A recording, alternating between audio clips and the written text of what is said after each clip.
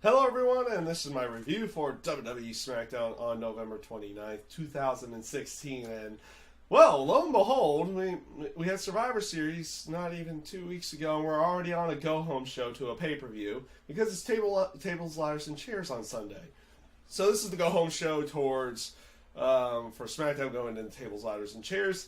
And this was a relatively good show, even though it was very heavy on the promo side. There was only 3 matches throughout the entire night.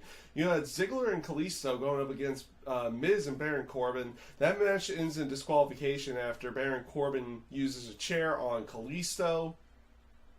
And the match itself was it was an okay match. It kind of did what it needed to do, which was pretty much further, or basically get everybody to TLC in the terms of Kalisto and Baron Corbin with a chairs match. Oh my god, I can't believe they're doing a chairs match. I've never been a big fan of it. At least it's not as bad as the stairs match. Remember when they did that one? Yeah, not very good on that sense of everything. But yeah, they're going to be in a chairs match, and then you have the ladder match with Miz and Dolph Ziggler. This is supposed to be the blow-off match to their feud, so we'll see how that one plays off in the end as well. What is it? They started off the show with Becky Lynch and Alexa Bliss in a contract signing. Honestly, okay promo, probably a little bit risky in a few spots. Then again, both of them did played the little PG area a little bit more than usual on each side, where you had Alexa Bliss kind of talking about the Irish side and Becky Lynch and everything in that sense.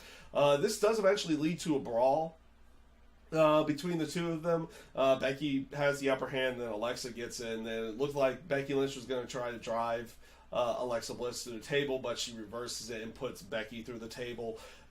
It feels like they've really been here before, with the exception of the table spot, because I think they did a contract signing not too long ago in October. Like I said, I feel like this Alexa Bliss Becky Lynch thing the story's been the same going into almost every single match. It's like the match is scheduled, and right before the match, pretty much Alexa Bliss takes control over the entire thing leading into the match, and then variant things have happened when it comes to the terms of the match, in the sense of one time it didn't happen because, well, it's still an undisclosed medical condition what happened with Becky Lynch, but she was sick or something in that sense. And then, of course, they played the controversial ending with their match in Glasgow, and then now, with the aspect that they put the table spot in there, it makes you lead to believe that it was going to be a tables match, or they were going to announce it like before Sunday or something like that. But they did it a little bit later on, with Becky Lynch cutting a promo saying with Renee, I think it was Renee, or I forget if it was someone else, but they were like saying, it's like, well, Alexa is now challenging you to a tables match. And she's like, okay, I don't care what kind of match it is. I'm gonna She's basically gonna beat down Alexa Bliss, and at the end does call her a bitch in the end. So, like I said, they pushed the PG area, the PG stuff, a little bit to its limits with both sides here, with the insults that Alexa did during her promo, and then of course what Becky called Alexa in the end. I don't care in the end, one way or the other. They can push those PG limits as much as they want. If it makes it for it being better, then you go for it. If it tells a better story, you go for that stuff. In this case, like I said, I feel like they've been here before. I don't feel like it really makes it a better story in the sense of anything by that, because it feels like it's just been redone each time, like going into their matches. So, I mean, it's not bad by any stretch of the imagination, but we've been there, we've seen it, and now we're on to the match at the pay-per-view itself. And like I said, this is a very heavy promo-based show. You had American Alpha cutting a promo on the Wyatt family or Randy Orton and Bray Wyatt about their match later on the night. I thought the promo was fine, though probably not one of the better American Alpha promos that we've seen. Then again, I've gotten to see all their stuff in NXT. I felt like it came off a lot better there than it has on the main roster so far. We could get into that at a different time, though, in that sense. But right afterwards, after the American Alpha promo, they immediately cut to a Bray Wyatt promo, and then Randy Orton kind of steps in for that promo itself, talking about how they're the best duo and everything in that sense. They cut their promo on American Alpha and then on Kane as well, basically calling out Luke Harper's like, "Are you going to take care of Kane?" later on in the night. And they're playing this off. I feel like they're playing this storyline off a lot better than they did back when Randy Orton was going up against the Authority, but he was in the Authority still, where it was blatantly obvious that Randy Orton was going to just turn on these guys. Now that is the natural conclusion to this storyline with the Wyatts, but this time around it's a lot more believable that Randy Orton is in with the Wyatt family. So when the turn happens again, in that sense, it will probably lead to a bigger pop into that, because Randy's helping Bray Wyatt. He's taking shots for Bray Wyatt, like taking the spear at Survivor Series, or helping him win a match, or something in that sense. It wasn't like the bit that they were doing with him and Seth Rollins back before WrestleMania 31. It was like blatantly obvious, like, we can't trust him. And then Seth Rollins was playing dumb. It's like, "Oh, don't worry, we can trust him, and then he gets beaten up for it later on. This one's being played off a lot better in that sense of everything. So what was that? So I was on with that. So like I said, it was better with. It's better where they've been so far with everything on this one, in the terms of where they're going with the Wyatt family and with Randy Orton as well. So we'll see where everything plays off of that. Also had Carmella cutting a promo, which was supposed to be a scheduled match, but she cuts a promo where she goes like, "Oh, I'm going to apologize to John Cena for everything I'm going to do to Nikki Bella at the pay-per-view," and like even spouts off everything to the point that like she even says she's going to rearrange her face to the point she's not even going to think about marriage. So it's like, Cena, you should be thanking me in the end, because that's one of the aspects apparently that they play up in the Total Bellas or Total Diva shows, that Nikki just wants John to eventually ask her to marry her, but John's kind of hesitant about everything in that sense.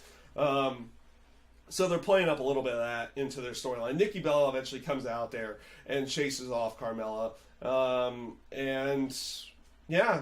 It did a pretty good job of emphasizing an aspect of the no DQ stipulation that they have this weekend around the TLC pay-per-view. So pretty good promo in that sense. I thought they did a relatively good job here with everything, with Carmella's promo against Nikki Bella, and then of course Nikki coming out there and emphasized the no DQ stipulation for their match on Sunday. So overall, not a bad segment. You had, let's see here, Kane and Luke Harper. That match was fine. They're playing it up. I think they're playing that off of the aspect of, Harper goes out there by himself and he fails, while the other area of the Wyatts with Bray and Randy keeps succeeding, which you see later on in the night with their match with American Alpha, though Luke Harper does get involved. So like, he fails in his match with Kane, even though he doesn't send Kane back to hell like Bray Wyatt wants him to do. He helps them out with the match with American Alpha to go along with it. So it kind of does a little bit of a trade-off in the end with everything there. So that does lead with an aspect of, you have the Wyatts going up against, I'm not even going to call them the Wyatts, it's Bray Wyatt and Randy Orton going up against Heath Slater and Rhino at the pay-per-view. The match with Wyatt and Orton was actually a pretty good match between them and American Alpha. I thought it was a pretty good tag match. And like I said, you had the whole aspect of Luke Harper coming out there later on and everything. So Yeah, overall not a bad match, but otherwise that was all the matches. Like I said, this is a pretty heavy promo based show. The last bit to really go through though is the Dean Ambrose, James Ellsworth, Ambrose Asylum. So they're cutting your typical promo and everything in that sense.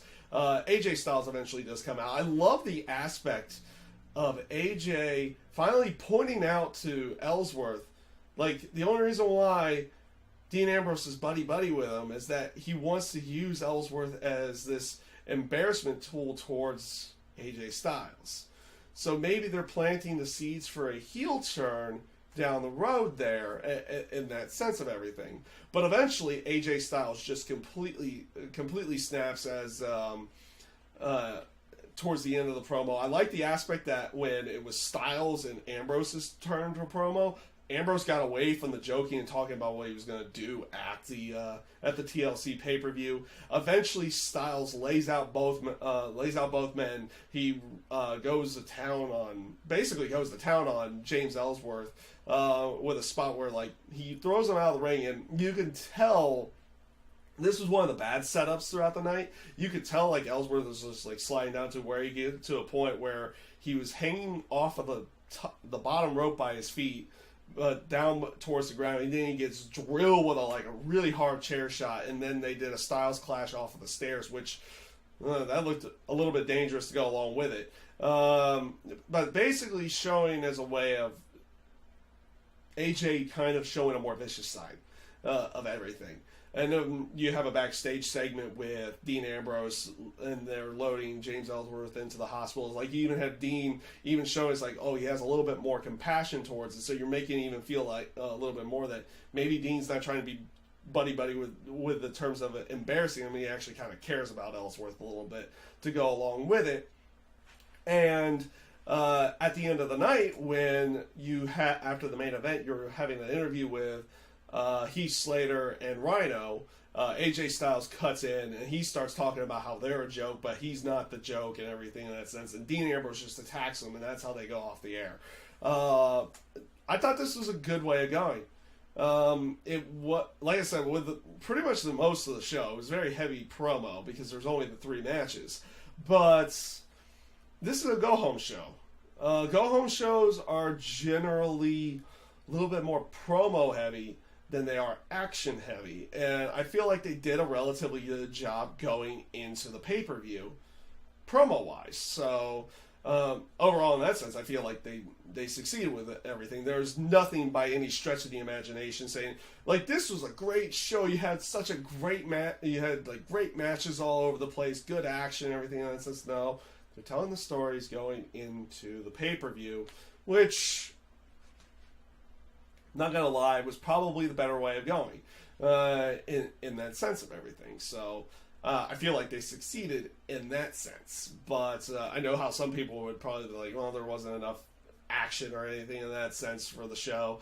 And you can see that as well. But I felt like they did a decent job story-wise going into the pay-per-view with this show. That it came off maybe not as the most entertaining show, but if you're looking for them trying to grasp storyline-wise and giving an importance to watch the pay-per-view on Sunday, I feel like they succeeded there in that sense of everything.